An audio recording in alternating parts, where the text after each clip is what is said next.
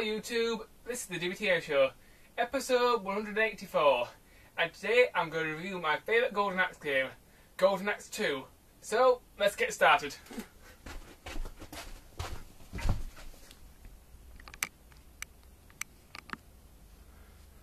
Okay, that's my Nintendo Wii, so let's start this review. Now, Golden Axe 2 is definitely my favourite Golden Axe game in the Golden Axe series. Now let's start off with the story for this game. The story for this game, it's very basic and it's pretty okay. Basically, there's this bad guy called Dark Gould, and Dark Gould has risen from the grave and he's brought all his minions with him to try and take over the world. And it's up to the three heroes from the previous game to stop him. So yeah, the plot's pretty simple. Anyway, let's start the game and look at some graphics and some gameplay. I'm going to go with Gillis Thunder because he's my favourite character. The multiplayer for this game is also very good. You can play 2-player co-op at any level you like. It's practically perfect. There's also a dual mode where in 1-player mode you fight a bunch of enemies in like a set challenge where you kill one wave, then you go to the next wave, and so on. But if you play dual mode in 2-player mode, you get to fight each other to the death. In some ways, it's a very limited version of, I suppose, Street Fighter. With dwarfs and people using swords and stuff.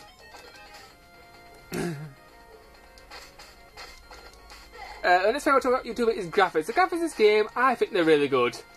There's a slight improvement from the previous Golden Axe.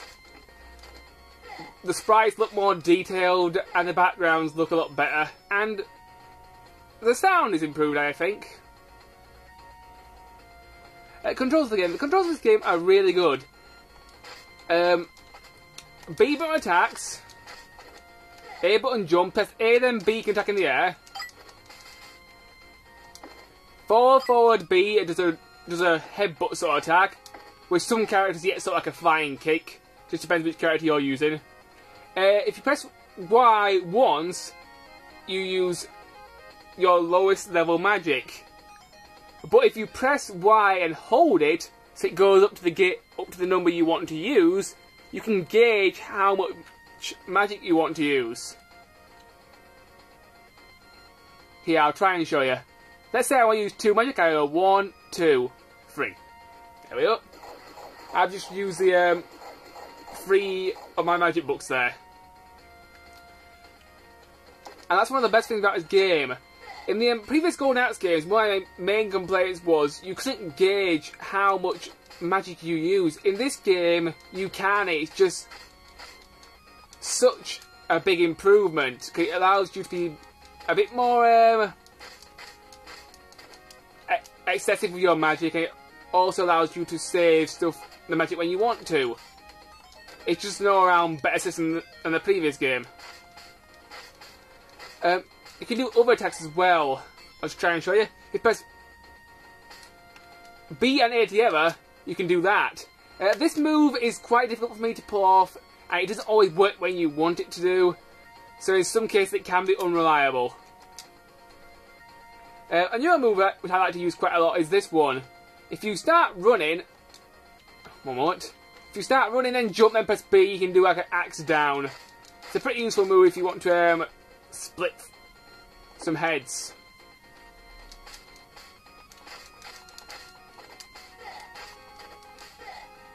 Let's talk about the music of the game. The music of the game, I think it's really good. The game has a very nice soundtrack and it's just very good music.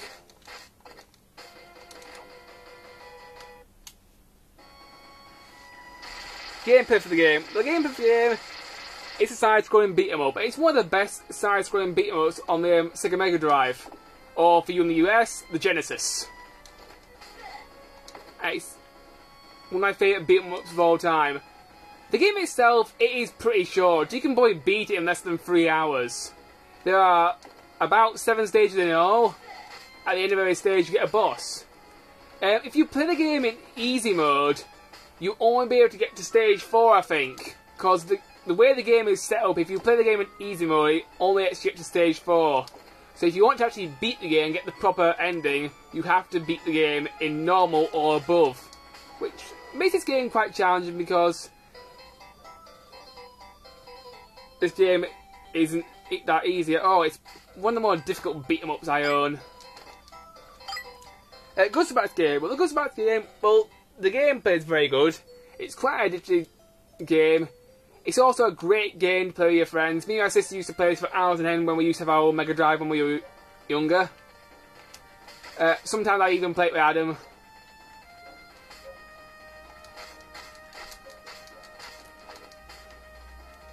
Anything that's great about the game are the items you collect, which is good for the Operator's Guide. I'll talk about them for a little while. There are 3 items in the game. The magic book increases your magic by 1. This is very useful. Most of the time in the game you get more magic than you need if you're playing as the dwarf or the male warrior. If you play as the female warrior, you might struggle for magic a bit because the female warrior, she has the strongest magic, therefore she needs the most books to get her most powerful spells. But most time when I play with the male warrior and the dwarf, so most time I'm okay for magic. I can be a bit more excessive and just use them whenever I feel the need to. But if you're playing as the girl warrior, you can sometimes find yourself a little bit pushed for magic. The next item is bread. Bread refills your life meter of 1 unit. Then you've also got the meat, which does exactly the same job. I'm not quite sure why we have 2 items which do the same job, but hey, it adds variety, I suppose.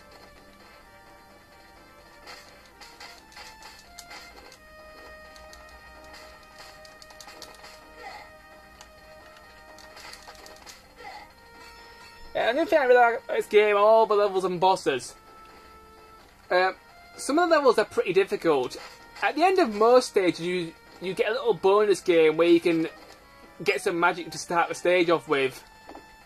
But towards the end of the game, you do not get to do these bonus stages, and that makes the game quite difficult because the later stages can be a real pain in the arse because the game sends bosses from previous levels at you, stronger versions of bosses that you've already faced, and sometimes multiple versions of bosses. Since I've mentioned the word bosses so much, why don't I talk about bosses for a change? Well, bosses aren't really that difficult. Once you learn their patterns, you should be alright. Apart from the final boss, which is an absolute pain in the arse, because the final boss, he's very powerful, but not only that, he can also use your most powerful spell on you anytime he likes. And believe you me, he will spam the hell out of this spell. So, the final boss is very difficult, and throughout the game you may find very difficult bosses. Sometimes if you can get the pattern down, you can make these things easier, but overall, they can be quite difficult. Another thing I liked about this game was the magic.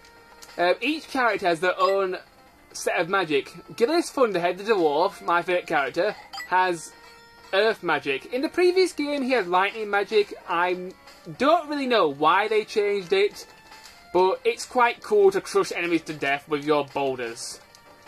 The male warrior has wind magic, and his magic is just basically designed to blow the enemies away. Sometimes you get little lightning bolts so you can fry the enemies as well. It just depends which spell you use when you've got it charged up. And the female warrior, her magic I think even changed from the previous game. Her magic is fire magic, and depending on what level you get different pyro effects.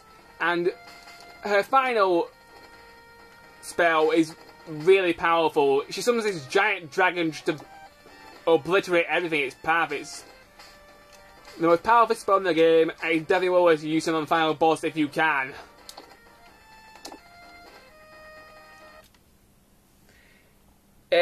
Now let's talk about the characters. Well, you get 3 characters playing the game. You've got Gillis Thunder the Dwarf. I think Gillis Thunder the Dwarf is the strongest character because, well, he's got the weakest magic, but he seems to take down enemies a lot quicker than the other 2.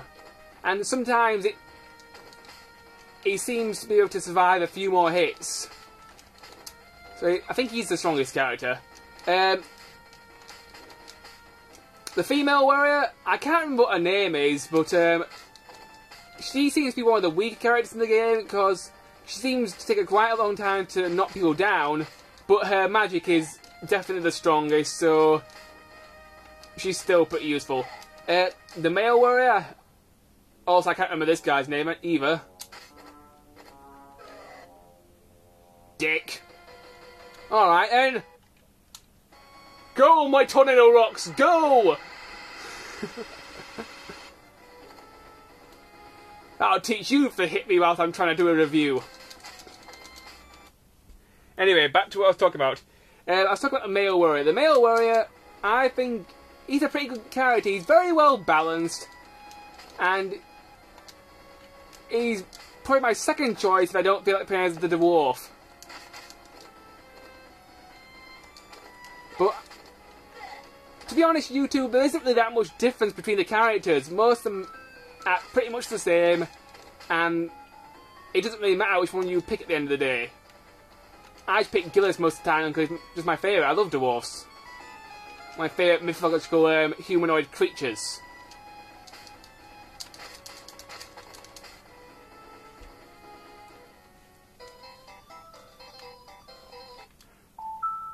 Alright, I'm just going to go to the options menu, YouTube, and then I'll talk about that. In a moment, I will show off some more gameplay and then finish off the review. Now, there are several things you can do in the options menu to make the game easier or harder for yourself. First things first, the game has 3 difficulty levels to choose from. You've got easy, which only lets you get to stage 4. You got normal, and you got hard. So, with these 3 different difficulty levels, this does sort of add some replay value. I have actually beaten the game on hard mode once, but I had to have my sister helping me because beating the game on hard mode on my own will be pretty much impossible, because this is quite a difficult game. The second option on the options menu is the life meter option. The life meter can be raised from 3, 4 or 5. My suggestion, put it on 5 because it just makes the game a lot more manageable. You can also change your controls here, and you can also listen to the sound test. The new option this time around that was not in the first game is the magic option. The magic option has 2 settings. It has special or normal. Now you may be asking, what on earth does special or normal do? Well, I'll try and explain it. If you have the magic set in normal mode, you press the Y button, it uses all your magic instantaneously. And you can't manage your magic, you can't save it for when you need it. You press the button and it works, just like in the old game. But if you have the magic setting to special, you can hold down the Y button and charge up your magic meter so that you do not use too much magic. So, the preferred setting to have your magic on, in my opinion, is have it on special, because it's just much easier to manage your magic that way.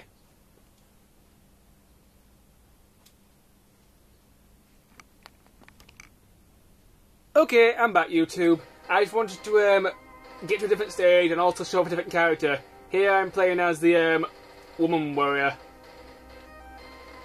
If I have time, I might show off the dragon spell. I've got most of the magic built up. Throughout the game, you also come across 3 different types of dragon that you can ride and tame. The first dragon you find is green coloured, and the green dragon is probably the worst dragon in the game in my opinion. In order for the dragon's attack to work, you have to have your back facing the enemy you want to attack. It does this sort of kick thing. It's not very powerful, it's just difficult to control in my opinion. So the green dragon is probably my least favourite.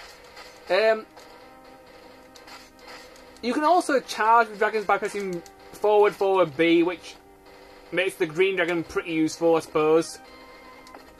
If you get knocked with your dragon too many times, the dragon will run away because it's scared or something, I don't know.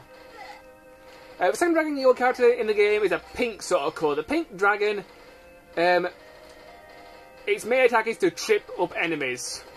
That's pretty much it. It's probably my second favourite in the game. The third dragon, which is the blue dragon, is definitely my favourite. The blue dragon can shoot out a medium range flame shot, and it's pretty useful. Right, here YouTube, I'm going to show you a little trick. If an enemy's next to a ledge, you can also knock them off. I myself got knocked off there, so that was kind of foolish of me, but this game can be a little bit tricky. I'm just going to try and do the same thing on this guy.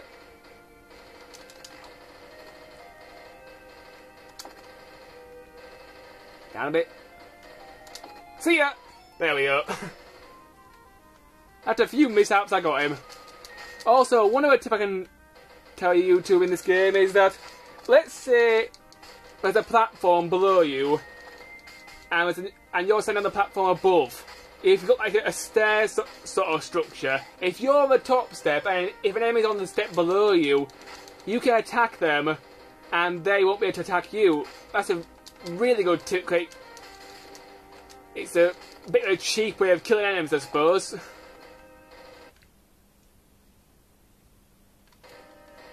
Alright, we'll just finish off this stage. And once I finish this stage off YouTube, I'll go to my complaints. Bloody hell, they're ganging up on me.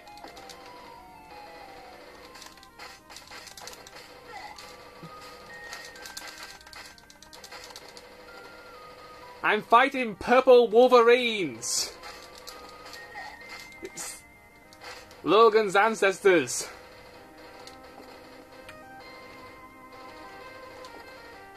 Right, there, finally dead, got him.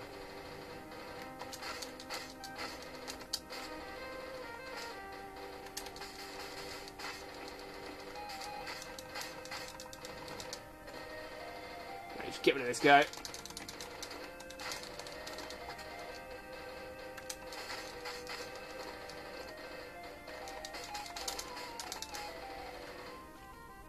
Alright. Oh, that would have been too perfect if he just run himself off the edge. That can actually happen sometimes. There we go.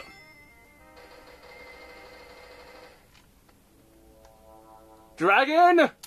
Kick ass! Oh, yeah.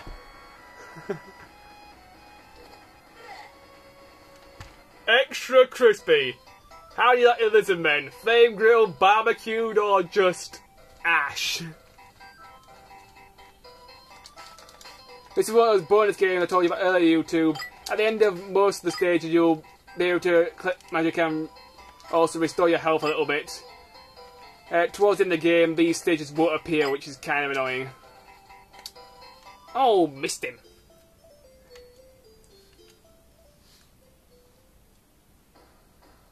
Anyway, YouTube, that's all the footage I'm going to show you. Now on to my complaints.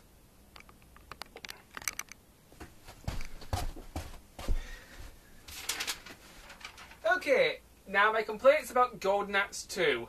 Well, there's very little to complain about. I had a very hard time finding something to complain about when I played this game. It's one of my most favourite beat-em-ups of all time, and it's very difficult to find something to complain about because I have so many good memories with this game. But I've looked through the game and I have found, I suppose, two things to complain about. First things first, one thing that's kind of annoying is you can't beat the game on easy mode, because the game is quite difficult and it's a little bit like a kicker that you can't beat the game on easy mode. But other than that, YouTube, I have no other complaints with Golden Axe 2. Golden Axe 2 is a very good side-scrolling beat-em-up. And it's definitely worth buying, it's definitely worth playing. It's only 800 Wii points on the Wii Virtual Console, so it's very easy to get hold of these days. So my advice, grab a friend and just have a hack and slashing good time. My rating for Golden Axe 2 is a 4.5 out of 5.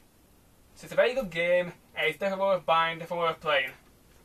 My next review will be my very first Castlevania review. Castlevania Legacy of Darkness for the Nintendo 64. But I'll save that for next time, YouTube. Until then, bye!